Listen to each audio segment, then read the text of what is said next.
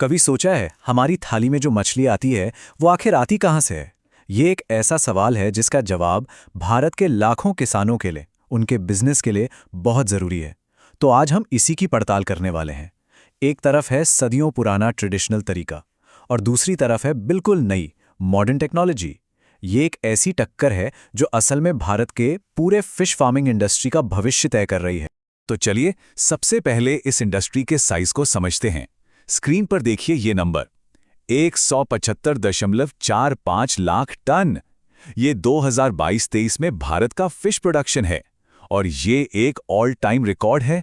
सोचकर देखिए, ये सिर्फ एक नंबर नहीं है, इसके पीछे लाखों लोगों का रोजगार, उनकी रोजी रोटी जुड़ी हुई है।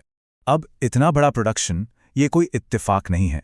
इसके पीछे एक सोची समझी कोशिश है जिसे हम ब्लू रेवोल्यूशन या नीली क्रांति के नाम से जानते हैं।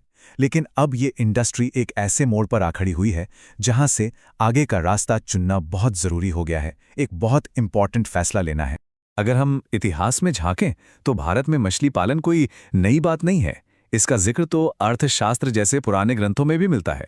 फिर आया 1980 का दशक, जब ब्लू रेवोल्यूशन ने सब कुछ बदल दिया। प्रोडक्शन एकदम से बढ़ गया। उसके बाद 2006 में नेशनल फिशरीज डेवलपमेंट बोर्ड बना और हाल ही में 2020 में प्रधानमंत्री मत्स्य संपदा योजना शुरू की गई। मतलब सदियों से चली आ रही इस परंपरा को अब सरकारी स्कीम्स का भी पूरा सपोर्ट मिल रहा है ताकि इंडिया इस सेक्टर में ग्लोबल पावर हाउस बन सके। तो आज के दौर में एक हिंदुस्तानी मछली किसान के सामने क्या चॉइस है? उन्हें दो रास्तों में से एक को चुनना है। एक रास्ता जो सदियों से चला आ रहा है, बिल्कुल आजमाया हुआ, और दूसरा रास्ता है टेक्नोलॉजी का, फ्यूचर का। देखिए, ये दो बिल्कुल अलग अलग दुनियाएं हैं। एक तरफ हैं हमारे ट्रेडिशनल मिट्टी के तालाब।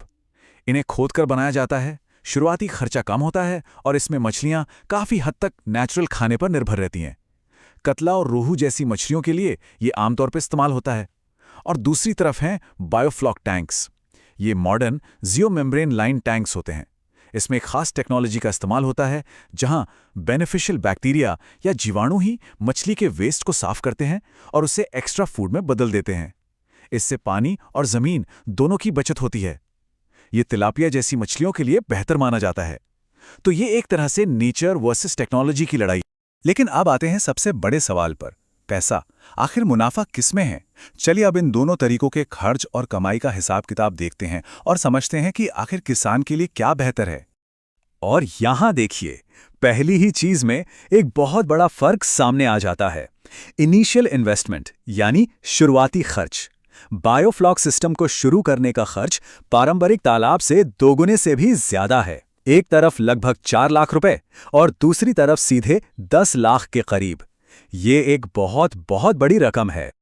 लेकिन अब देखिए, यहां कहानी में एक अजीब मोड़ आता है। शुरुआती खर्च में इतना बड़ा अंतर होने के बावजूद मछली के खाने का खर्च यानी फीड कॉस्ट दोनों में लगभग बराबर है। तो फिर असली फर्क आखिर आ कहां से रहा है? ये सबसे बड़ा सवाल है।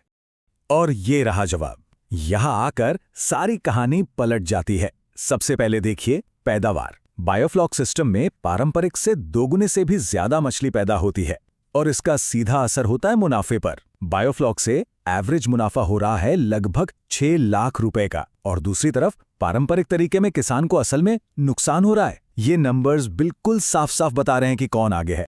तो इन नंबर्स को देखकर तो लगता है कि फैसला बिल्कुल साफ है ना, कि सबको बायोफ्लॉक ही अपनाना चाहिए। लेकिन क्या कहानी बस इतनी सी है? क्या सिर्फ आंकड़े ही सब कुछ बता देते हैं?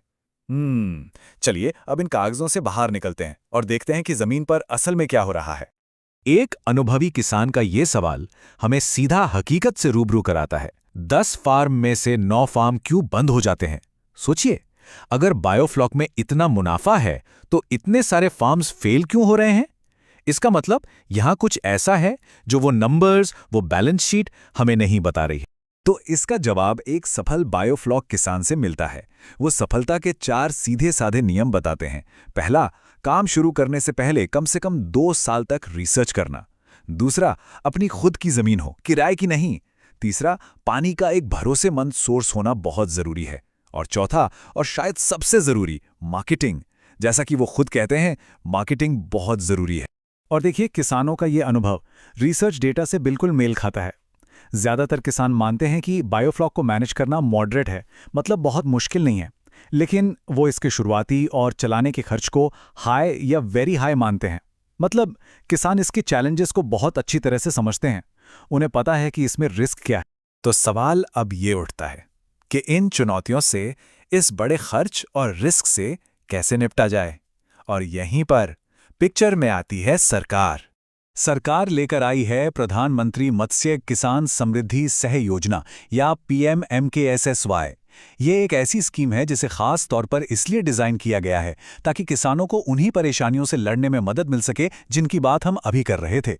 तो ये स्कीम करती क्या है? देखिए, ये कई चीजों पर एक साथ काम करती है। इसका मकसद है इस पूरे सेक्टर को फॉर्मलाइज करना, मतलब संगठित करना। इसके जरिए किसानों के लिए बैंक से लोन लेना आसान होगा, इंश्योरेंस के लिए भी सपोर्ट मिलेगा ताकि रिस्क कम हो, और आखिर में एक बेहतर सप्लाई चेन बनाने में मदद की जाएगी। सीधे शब्दों में कहें तो इस स्कीम का मकसद है कि बायोफ्लॉक जैसी नई टेक्नोलॉजी को अपनाना किसानों के लिए कम रिस्क वाला और ज्यादा फायदेमंद सौदा बन जाए। तो हम एक बहुत ही इंटरेस्टिंग मोड़ पे खड़े हैं। एक तरफ है बायोफ्लॉक जैसी पावरफुल टेक्नोलॉजी जिसमें जबरदस्त पोटेंशियल है, और दूसरी तरफ है जमीनी हकीकत, बड़ा खर्च और बड़ा रिस्क।